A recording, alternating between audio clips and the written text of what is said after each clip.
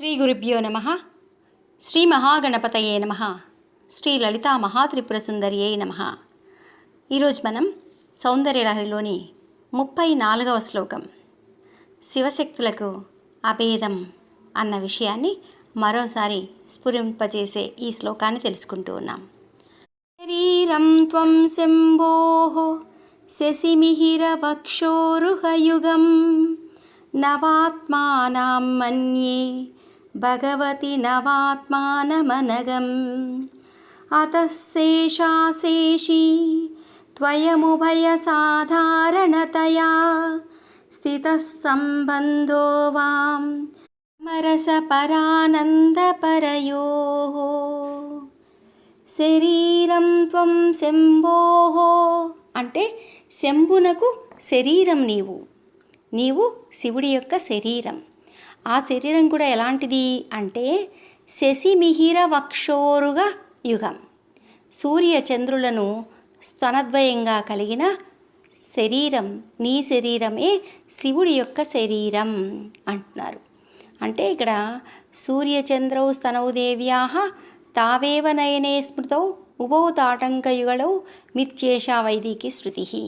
అంటే అమ్మవారి యొక్క స్తనద్వయము సూర్యచంద్రులు, అలాగే అమ్మవారి యొక్క నయనాలు కళ్ళు కూడా సూర్యచంద్రులు. ఆ తర్వాత ఉభౌ తాటంకయుగళవు అమ్మవారు ధరించిన కమ్మలు కూడా సూర్యచంద్రులు. అంటే ఇక్కడ సూచన ఏంటి అంటే విశ్వ ఆకారం. అమ్మ ఆకారం ఏంటి? విశ్వ ఆకారం. కాకపోతే సూర్యచంద్రులను కమ్మలుగా ధరించడం ఏంటి? ఇక్కడ సూర్యచంద్రులు స్తనౌదేవ్యాః అన్నందువల్ల మనల్ని పోషిస్తూ ఉన్నది అమ్మ. అంటే ఆహారాన్ని, ఆరోగ్యాన్ని సూర్యచంద్రుల రూపంలో అందిస్తూ పోషిస్తున్నది అమ్మ. అలాగే మనం చేస్తున్న కృత్యాలను, పాప పుణ్య కర్మలన్నీ కూడా అమ్మవారు సూర్యచంద్రులనే కన్నులతో చూస్తున్నారు. అలాగే వింటోంది. మనం చేస్తున్న స్తోత్ర పారాయణాదులన్నింటినీ కూడా అమ్మవారు వింటూ ఉన్నారు. ఎలాగా? తాటంకములుగా సూర్యచంద్రులను ధరించి. ఇలా అమ్మ మనల్ని పోషిస్తోంది, చూస్తోంది, మనం చేస్తున్నవి వింటూ ఉంది.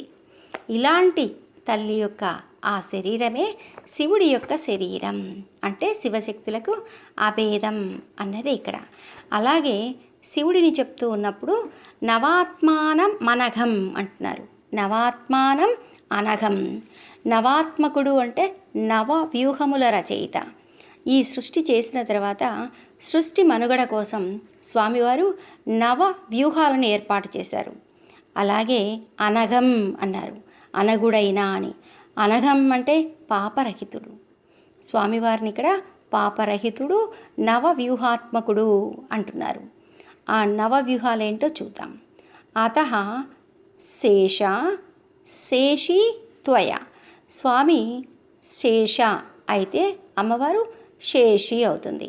ఒకరు శేషమైతే మరొకరు శేషి. ఇలా ఒకరు ఎక్కువ ఒకరు తక్కువ కాకుండా ఒకరు శేష ఉన్నప్పుడు ఇంకొకరు శేషి అవుతారు. ఉభయులు సమానంగా ఉంటారు. అదే శివశక్తిమయం జగత్. సృష్టి సమయంలో దేవికి సహాయం శివుడు చేస్తే లయ క్రియలో అమ్మవారు శివుడికి సహాయం చేస్తారు. అలా ఒకరు ప్రధానంగా ఉంటే మరొకరు వారికి సహాయం చేస్తూ ఉంటారు. వ్యూహాలేంటో ఇప్పుడు చూద్దాం. కాలవ్యూహ కులవ్యూహో నామవ్యూహ తదైవ చ జ్ఞానవ్యూహ తదా చిత్తవ్యూహ స్యాత్ తదనంతరం నాదవ్యూహ తదా బిందువ్యూహ స్యాత్ తదనంతరం కళావ్యూహ తదా జీవవ్యూహ స్యాతిదేనవా. సృష్టి మనుగడ కోసం స్వామివారు ఏర్పాటు చేసిన వ్యూహాలలో మొదటిది కాలవ్యూహం. కాలవ్యూహం అంటే సెకండ్లు, నిమిషాలు, ఇలా నిమేషం మొదలు కల్పాంతం వరకు విభక్తమై ఉన్న కాల సముదాయం. గంటలు, రోజులు ఇవన్నీ కూడా కాలవ్యూహం కిందికి వస్తాయి. అలాగే కుల వ్యూహం, నీలం, పీతం, రక్తం ఇలా మొదలైన వర్ణాలను తెలిపేది కులవ్యూహం. నామవ్యూహం తర్వాతిది నామవ్యూహం. ఈ సృష్టి యందు స్థావర జంగములైన ప్రాణకోటికి నామాలను ఏర్పాటు చేయడం జరిగింది. తర్వాతది జ్ఞాన వ్యూహం. ఈ జ్ఞాన వ్యూహంలో ఇంద్రియాల చేత, అంతఃకరణాల చేత బయట అంటే బాహ్య ప్రపంచాన్ని, దృశ్య ప్రపంచాన్ని తెలుసుకోవడానికి అవకాశం ఉంది. దీన్నే జ్ఞాన వ్యూహం అంటారు. తర్వాత చిత్త వ్యూహం. ఇక్కడ అహంకార పంచకం ఉంటుంది.